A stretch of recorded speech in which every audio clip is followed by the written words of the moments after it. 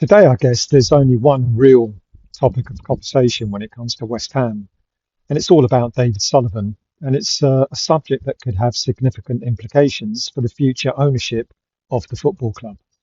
Look, I'm not here to determine whether Sullivan has done wrong or not. I'll leave that to the relevant authorities and to the police, possibly, to make that decision. I have an opinion, and that is, it seems he allegedly used his position of power to get sexual favours when running his adult entertainment businesses as well as the Sunday sports.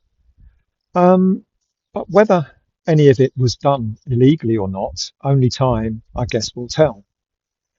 The BBC Panorama programme has certainly shone a spotlight on David Sullivan's past business, certainly in the adult entertainment industry. It raises questions that many supporters are now asking. Could any of these revelations lead to actions from football's new independent footballing regulator? And if the regulator were to investigate, what powers would it actually have? Could Sullivan be forced out of the football club? Could West Ham face sanctions? Could there be any risk to the club's future under EFL, FA, or even Premier League rules? But with the independent footballing regulator set to become the most powerful governing body English football has ever seen, it is worth examining exactly what could happen if concerns were ever raised about an owner's suitability to run a football club. If the IFR were to investigate and ultimately conclude that there are serious concerns about David Sullivan's honesty, integrity, financial soundness, or overall suitability as an owner, its powers are potentially very significant. However, there is an important distinction between investigating allegations and actually making a finding that someone is unsuitable. The regulator would need evidence before taking action. Seems obvious. But what could happen to David Sullivan himself? The IFR has the power to assess the suitability of incumbent owners if it has grounds for concern about those individuals. If it concludes that an owner is unsuitable, it can direct him to cease acting as an owner, restrict his ability to exercise ownership rights, require him to sell his stake in the club, or even appoint trustees to facilitate or enforce the disposal of shares if he refuses to comply. It could disqualify him from owning or directing any regulated football club for a specific period of time or indefinitely. In practical terms, the most severe outcome would be a forced sale of his shareholding and a ban from football ownership.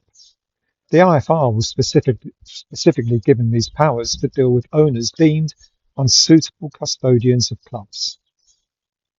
But what could happen to West Ham United? The regulator's primary focus would be on removing or restricting the unsuitable individual rather than punishing the club itself. However, the club could face consequences if it failed to cooperate with the regulator or failed to comply with directions relating to an unsuitable owner. And potential measures, I guess, could include regulatory enforcement action against the club, financial penalties, license conditions being imposed or strengthened, and in extreme cases, action affecting the club's operating license. See, all clubs in the top 5 tiers must hold an IFR license to compete. Now, what is notably absent from the legislation is any direct power for the IFR to impose sporting sanctions such as point deductions or relegations simply because an owner is found unsuitable. These sorts of punishments would generally remain matters for the footballing authorities such as the EFL, the FA and the Premier League under their own rules. So what is the most likely outcome? If the IFR were to find serious evidence against David Sullivan, the most likely regulatory objective would be, first, to protect the club, second, to remove the individual from influence, thirdly, to ensure stable ownership, avoiding harming supporters and the club itself. In other words, the legislation is designed more to force out an unsuitable owner than to punish the football club for the owner's conduct. The biggest threat to Sullivan personally would be loss of control of his shares and disqualification from football ownership rather than West Ham suffering a points deduction or expulsion from competitions. But what about West Ham? When it comes to potential action from the Premier League, English Football League, or the FA, could they sanction the club in any way because of these allegations levied against David Sullivan? Potentially, yes, but it would depend entirely on what the allegations were and whether any wrongdoing was proven.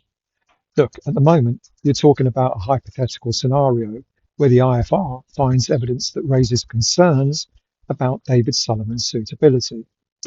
That finding alone would not automatically trigger sanctions against the football club. However, it could prompt other footballing authorities to examine whether any of their own rules have been breached. And what about the Footballing Association? The FA has got broad disciplinary powers and could investigate if evidence suggested any misconduct by club officials, bringing the game into disrepute, false or misleading information provided to the footballing authorities, breaches of FA ownership or governance regulations. And possible sanctions could include a fine, suspension, or disqualification of individuals, conditions imposed on club operations, and in extreme circumstances, disciplinary action against the club itself. But that's not likely to happen here. Could the English Football League get involved? Well, now that West Ham are competing in the Championship, the EFL would be the most relevant competition authority. The EFL could act if it believed that there has been breaches of EFL regulations, failures to disclose material information, governance failures, financial reporting, that kind of thing. But in this case, I don't think the EFL nor the FA could take or would take any action. If it did and found any irregularities, there could be financial penalties, transfer restrictions, business plan requirements, embargoes, and so on. Look, historically, point deductions have usually been linked to insolvency events, financial rule breaches, or serious governance failures, rather than merely an owner's personal conduct. And what about the Premier League, given that we were competing in the Premier League until the end of last season? If the allegations related to a period when West Ham were members of the Premier League itself could still investigate historical conduct. The Premier League's powers could include, again, fines, points deductions, which will come over into the Championship, compensation orders, director disqualifications, referral to independent commissions, and so on.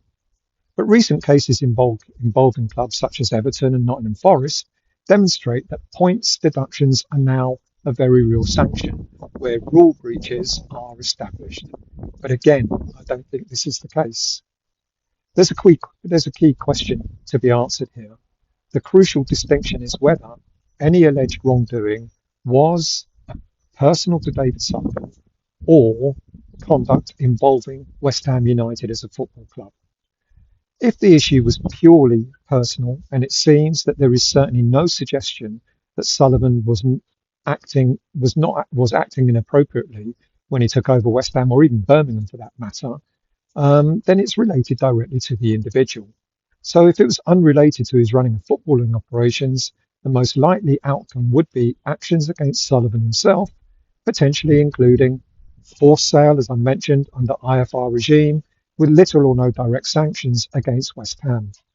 If investigators found that club funds have been misused, footballing authorities have been misled, disclosure requirements have been breached, or financial regulations have been circumvented, or other club level rules have been broken, then the EFL, the FA, and the Premier League could all have grounds to pursue separate disciplinary proceedings against the football club.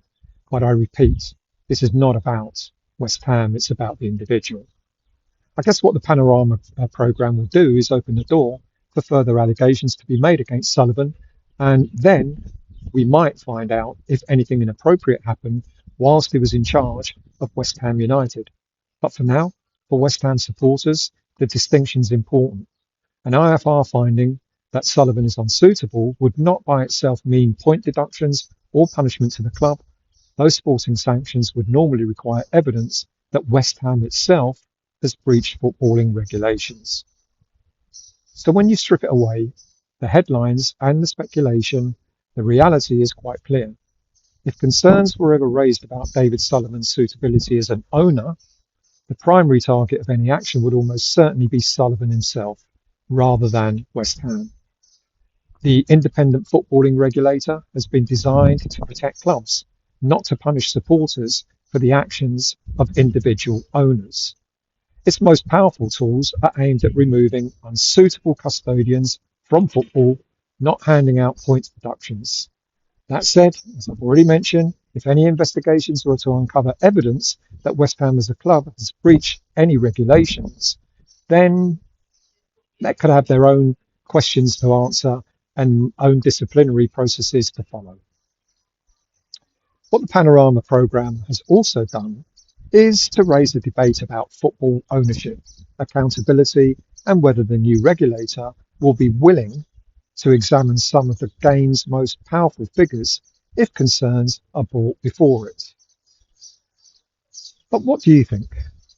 Do you believe that the revelations surrounding David Sullivan warrant scrutiny from the independent footballing regulator? And if an investigation were launched, and it sounds like it's quite likely to be, should the focus solely be on Sullivan, or should West Ham United itself also face examination?